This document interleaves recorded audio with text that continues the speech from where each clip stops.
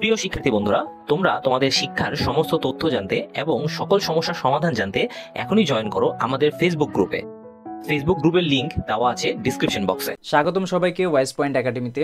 আজকে আমরা অষ্টম শ্রেণীর ডিজিটাল প্রযুক্তি বিষয়ের ষষ্ঠ অধ্যায়ের সেশন 4 এবং 5 নিয়ে আলোচনা করব, অনলাইন মেলার নীতিমালা।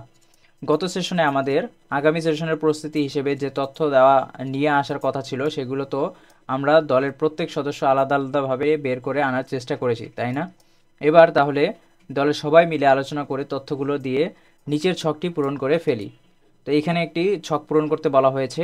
দেখো, আমরা এর একটি নমুনা সমাধান দেখি। তো দেখো, এখানে বলা হয়েছে দলের নাম লিখতে হবে এবং দেশের নাম লিখতে হবে।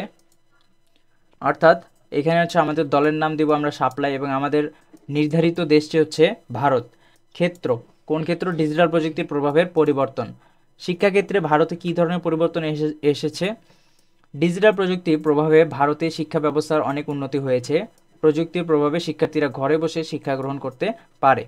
চিকিৎসা ক্ষেত্রে কী ধরনের পরিবর্তন এসেছে? ডিজিটাল প্রযুক্তির প্রভাবে ভারতের মানুষেরা অনলাইনের মাধ্যমে ডাক্তারদের কাছ থেকে বিভিন্ন রোগের চিকিৎসা নিচ্ছে। এরপর খাদ্য, প্রযুক্তির প্রভাবে খাদ্যের মান ও পরিমাণ বৃদ্ধি করতে সক্ষম হচ্ছে কৃষিবিদরা। যাতায়াত ব্যবস্থার ক্ষেত্রে কী হয়েছে?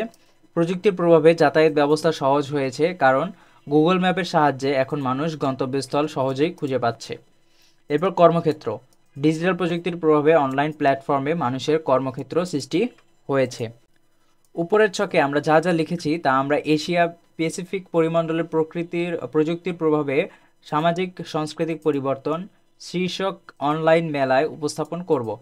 অন্য দলগুলো তারা যে দেশ নিয়ে কাজ করেছে সেই সব দেশ সম্পর্কে উপস্থাপন করবে, কিন্তু তার আগে আমাদের কাজ হলো অনলাইন মেলাটির আয়োজন করা। সেই মেলার জন্য আমাদের কিছু নীতিমালা তৈরি করতে হবে। মেলাটি কবে, কখন, কোন অনলাইন প্ল্যাটফর্মে হবে তা আমাদের শিক্ষকের সহায়তায় এবং ক্লাসের সব বন্ধুরা মিলে ঠিক করতে হবে। মেলাটিতে কারা কারা অংশগ্রহণ করবে, অর্থাৎ আমাদের ক্লাসের আমাদের প্রতিটি দলের নাম, মেলাটি আমরা যাদের সামনে উপস্থাপন করব তাদের নাম, পরিচয় ইত্যাদি আমাদের নির্ধারণ করতে হবে। পাশাপাশি মেলাটিতে অংশগ্রহণের ক্ষেত্রে কিছু নির্দেশনাও আমাদেরকে নির্ধারণ করে নিতে হবে, যাতে মেলা চলাকালে সময়ে সব কাজ সুষ্ঠু এবং সুন্দরভাবে সম্পূর্ণ হয়। এছাড়া মেলার অনুষ্ঠান সময়সূচিও আমাদের সাজিয়ে ফেলতে হবে। তাহলে চলো শিক্ষকের সহায়তায় শ্রেণীর সকলে মিলে অনলাইনে মেলার নীতিমালাটি তৈরি করে ফেলি। নীতিমালা তৈরি হয়ে গেলে তারপর আমাদের কাজ হলো অংশগ্রহণকারীদের তালিকা অনুসারে তাদের সাথে যোগাযোগের মাধ্যমে যথাযথ মাধ্যমে যোগাযোগ করে মেলায় অংশগ্রহণের আমন্ত্রণ জানানো। আমন্ত্রণের ক্ষেত্রে আমরা প্রাতিষ্ঠানিক যোগাযোগের নীতিমালা অনুসরণ করব।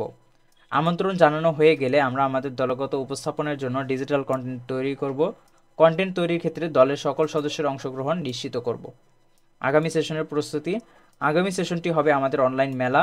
মেলায় আমরা কি কি করব তা ঠিক করে নিব এবং সে অনুসারে প্রস্তুতি নিয়ে মেলার দিন উপস্থিত হব। তো আজকের সেশন এই পর্যন্তই। যদি তোমাদের এই ভিডিওটি ভালো লাগে আমাদের ভিডিওটিতে লাইক করো, আমাদের ইউটিউব চ্যানেলকে সাবস্ক্রাইব করো, আমাদের ফেসবুক গ্রুপে জয়েন হতে পারো। লিংক আমাদের ভিডিও ডেসক্রিপশনে দেওয়া থাকবে।